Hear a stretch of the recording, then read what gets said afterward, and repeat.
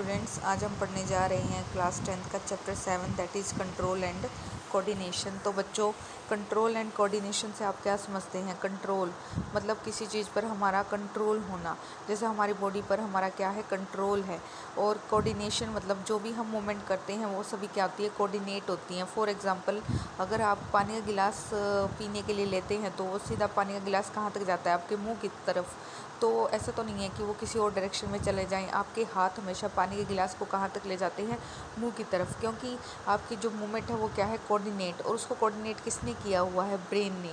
क्योंकि आपको प्यास लगी है, ब्रेन तक मैसेज गया है और ब्रेन क्या करवा रहा है, आपकी जो मूवमेंट है उसके द्वारा अपनी जो ये जो थर्स्टीनेस है उसको दूर करवा रहा है। तो बच्चों, यह जो चैप्टर है इसमें हम इन सभी जो कंट्रोल एंड कोऑर्डिनेशन के अंदर जितनी भी चीज़ें हैं उनको डिटेल में पढ़ेंगे।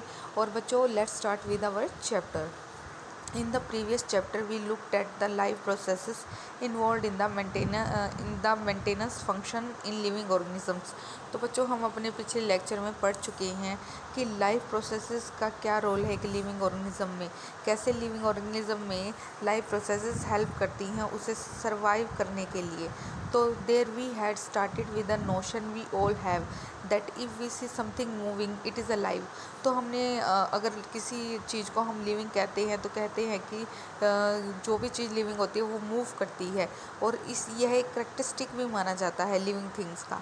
सम of this movement are in fact the result of growth as in plants. लेकिन आपने देखा होगा कि कुछ मूवमेंट्स रिजल्ट होती हैं ग्रोथ का। जैसे कोई प्लांट ग्रो कर रहा है तो फॉर एग्ज़ाम्पल कोई आपको फॉर एग्ज़ाम्पल कोई बेल है किसी प्लांट की, तो वो क्या करती है, वो ग्रो करती रहती है।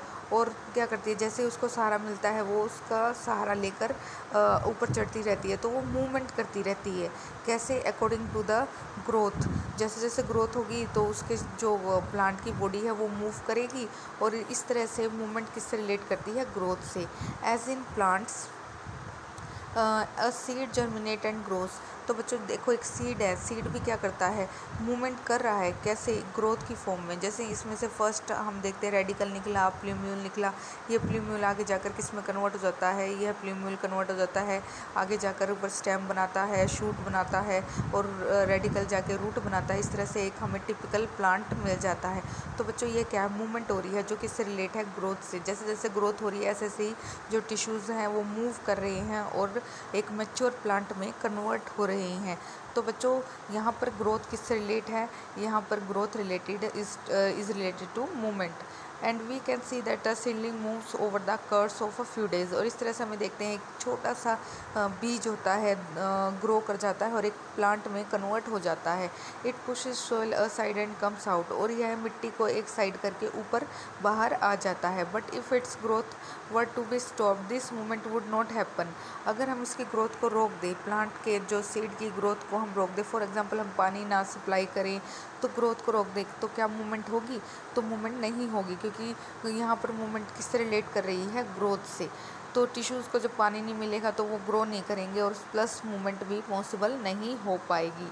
तो some movement as in many animals and some plants are not connected with growth. लेकिन ऐसा भी नहीं कह सकते कि सारी मूवमेंट से जितने भी प्लांट्स और एनिमल्स में है सभी मूवमेंट सिर्फ ग्रोथ से ही रिलेटेड होती है, ऐसा भी नहीं है।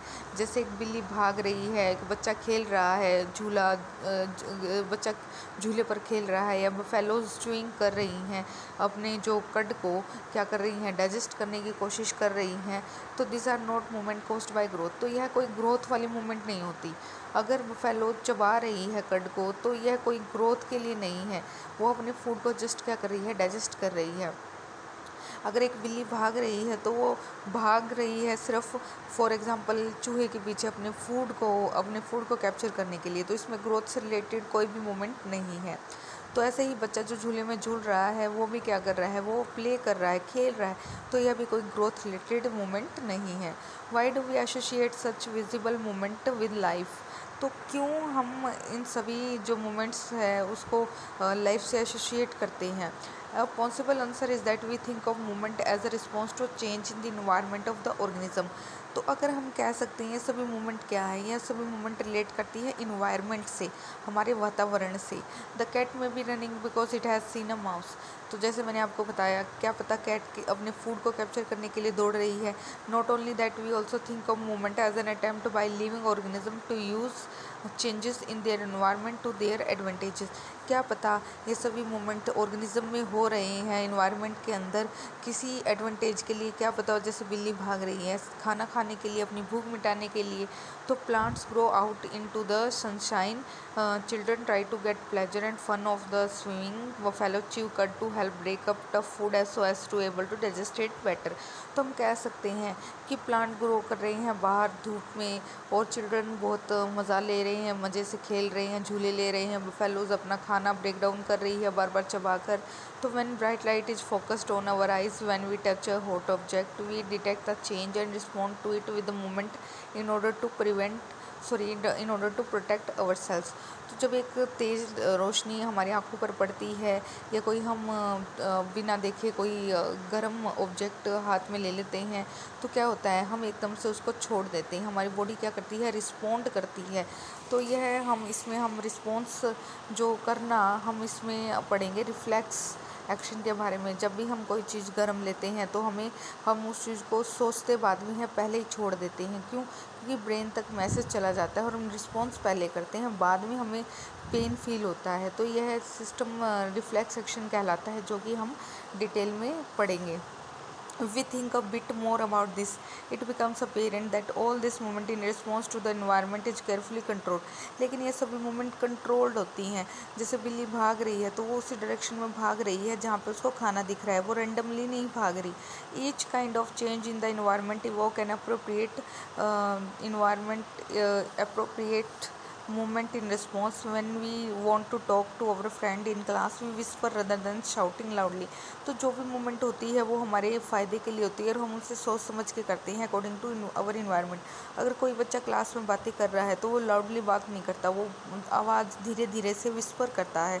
तो इसका मतलब है ये मूवमेंट हो रही है, लेकिन according to the environment. Clearly the movement to be made depend on the event that is triggering it.